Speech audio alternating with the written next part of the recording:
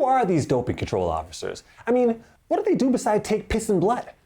I got so many questions.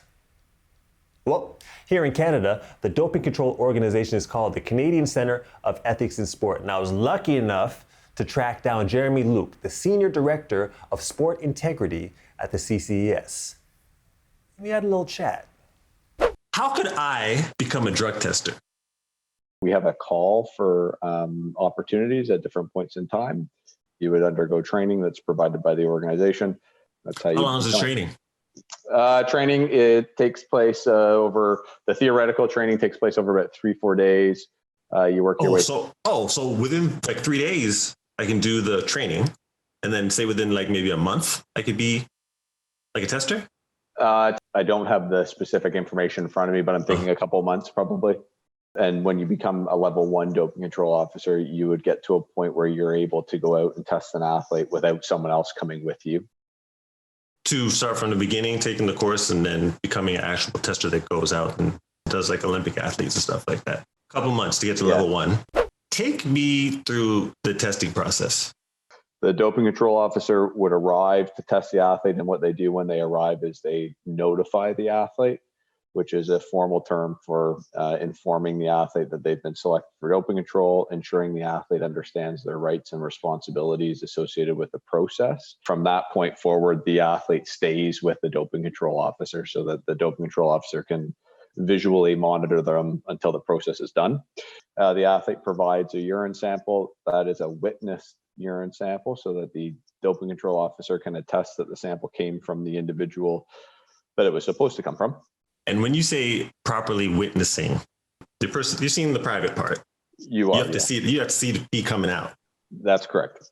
Right. Mostly urine tests, but sometimes blood tests. Yes. Main difference being that blood is used to analyze for certain substances that typically aren't analyzed in a urine sample. How do you guys determine who gets tested? We do a risk assessment and we determine how to allocate the number of tests that we might do in a given year across different sports and across different athletes. There's a number of different factors that are considered in determining how to select athletes. Well, the better athletes. You're ranked higher, you know, more known, you might be making more money, that kind of stuff. That's correct. Tell me what a whereabouts violation is.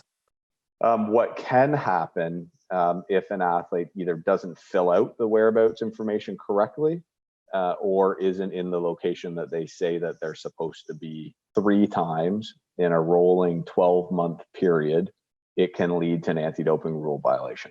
The whereabouts violation isn't necessarily a positive test, but it's suspicion that a positive test could occur.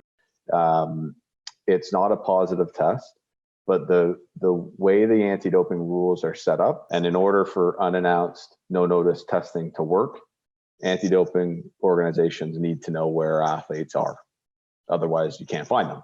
So with that line of thinking in place, and athletes having agreed to these rules, then they provide this whereabouts information and are held accountable to it.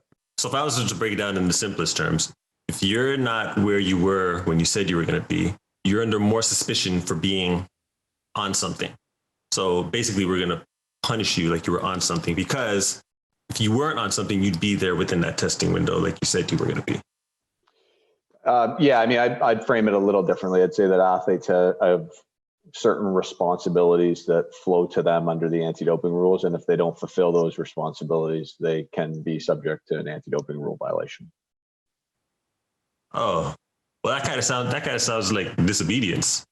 But I mean, the fact is that they have certain responsibilities under the anti-doping rules to do certain things. And in this particular case, those things weren't fulfilled. And say someone's not there within the window.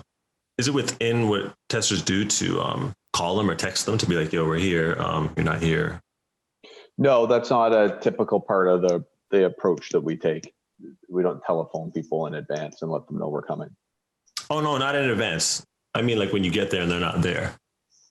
You guys don't do that? No. No? No. How come? How come we don't phone people? No, like if you're there, because you guys are going there to take the tests, right? Like ideally you want to be able to take the test. So, right. I mean, like we just said a second ago, like people make mistakes and stuff like that. So you guys don't do that? No, not typically. That's not the process that we follow. Do you think that would be a good thing to do? If you phone an athlete in advance and have them 15 or 20 minutes later come to the location, it's now you've lost the no notice component part of the test, and it's now more of a short notice part of the test where there's a period of time where the athlete knows that you're there. The time it would take for the person to get to the location, say it was 20 minutes, half an hour. You're saying that is like advance notice. That's what you're referring to as advance notice? That's correct. I mean, that's what the rules are trying to avoid. Right. Okay. So within that half an hour, potentially they could do something to themselves to where they can get something out of their system. That's correct. And unfortunately, those types of things have happened in the past in anti-doping scenarios. Oh, seriously? So, within the half an hour? Like half an hour? No, not with that's why the rules are set up to be no advance notice, is to avoid situations where someone knows they're going to be tested and they could try and do something in order to be able to provide a sample that is not, the sample that comes from them or something of that nature. I mean, the reality is that an athlete can be tested anytime. So from a surprise factor or from an expectation or thinking of an athlete, that can be tested anytime. It's not just within the 60 minutes. The 60 minutes is used to deal with whereabouts, particular issues, but they can be tested at any time. Let's say that I get caught on drugs, or let's say I get 3 whereabouts violations. We're imagining. Okay. What's the process of appealing it if I think that the claim is false? Athletes have the right to a hearing, and the anti-doping organization must prove that you've committed a violation. How much does the initial hearing cost? That process unfolds for the athlete without a cost associated with it. If they wanted legal counsel, they would, you'd be paying for legal counsel, or there's a pro bono list available at the SDRCC that they could look at. But in another life, I'd come back as a lawyer. Fair enough. Get that real paper. You know what I'm saying? Okay, and if you appeal it. If you appeal, you'll need your lawyer, but you would go to the SDRCC. If you go to the Court of Arbitration for Sport, I believe there is a fee to be able to go to that court, so that is a more challenging. So what's the penalty if the testers give false information or if it's inaccurate information? If there was an error in the way that you're speaking to, an unintentional error that calls into question the integrity of the process, the process could stop at that point and not go further. But if you just make an error, there's no type of reprimanding for that? I mean, because that's serious, right? Because you can ruin someone's lives with this, especially in a whereabouts violation. The athletes could have just made a mistake. So the testers can make a mistake, but they're not punished for that mistake per se. I wouldn't say they're punished. If there are any issues or errors or things of that nature that are identified, they can go through remedial training. So they're dealt with in that context. All right, a lot of good information there. Thanks a lot, Jeremy. I want to mention that Jeremy contacted me after our conversation to let me know that in some cases, the CCS will call in the final 5 minutes of the 1 hour window. They don't do it all the time because it's not mandatory, but it's left up to the discretion of the anti-doping organization. Why isn't it mandatory? No calls at all for everybody, or everybody getting calls, sounds a little bit more fair, don't you think?